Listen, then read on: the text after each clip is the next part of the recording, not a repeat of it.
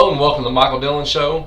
I am Michael Dillon. I'm here today to talk about Season 1, Episode 8, season finale of Peacemaker.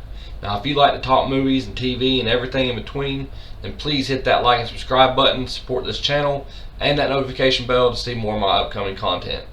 Now, just to let you guys know that I will be sprinkling in some spoilers here and there during this episode, so fair warning, if you have not seen it and spoilers bother you, then save this video and come back and watch it later. But if spoilers don't bother you or you've seen it already, then continue on. Now, I was going into this episode really excited because it's the season finale. First 7 episodes have been great, and I've been counting down the days for the last episode because I knew that James Gunn would deliver. Now, on the other hand, I was kind of sad too because I knew it was going to be the last episode of the season, and it's going to be a little while before we get any more. Although they did already greenlight season 2 for Peacemaker, and I think this greenlit a couple spin-offs as well. But yeah, I was really excited for this. Now I'll go ahead and talk about the big surprise in this episode that a lot of people was talking about.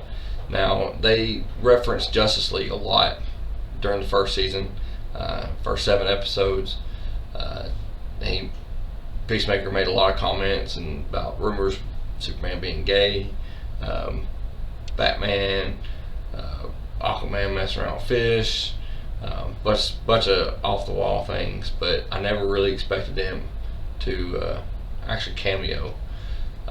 And at the end, whenever they all showed up, it only showed Jason Momoa and as Aquaman and Ezra Miller as the Flash, the silhouette of Wonder Woman and Superman, and I think it showed Cyborg. But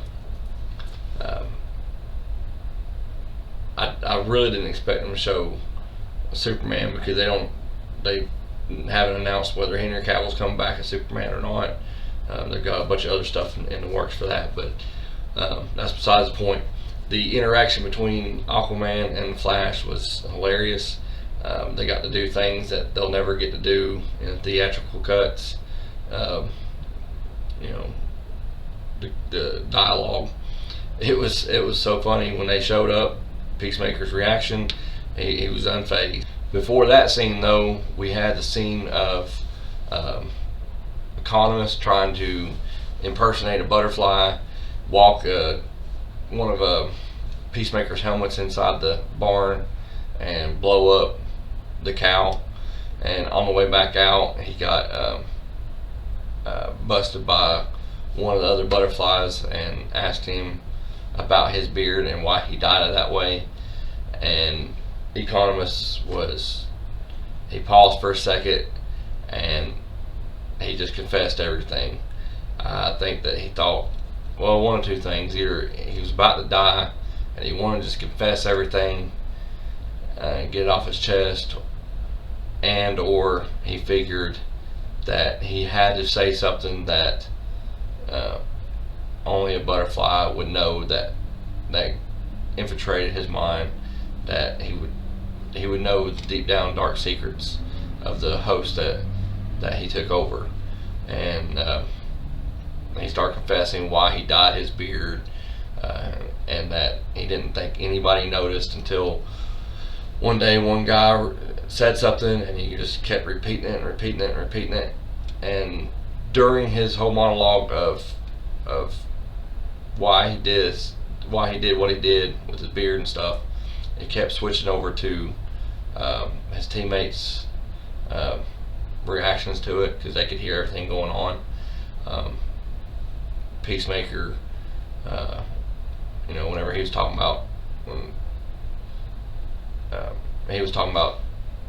the guy that was constantly reminding him of his beard, Peacemaker was feeling bad for that, and you could see it in his eyes, see it in his facial expressions.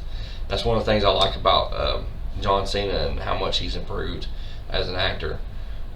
You don't have to say anything; you can start seeing it. You can see it in his face. But that was one of my favorite scenes in the whole episode. I also liked the scene when Goff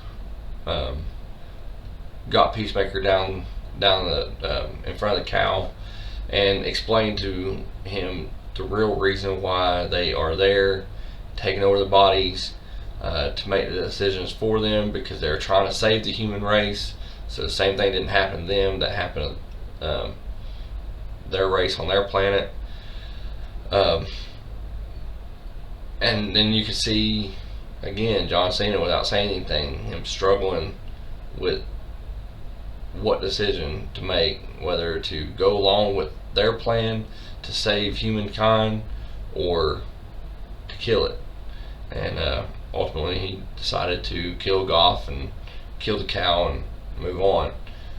He explained to Abadiah later on that the reason why he did that is because he knew that his friends would get hurt. Now I also have to talk about Peacemaker's dad, the White Dragon.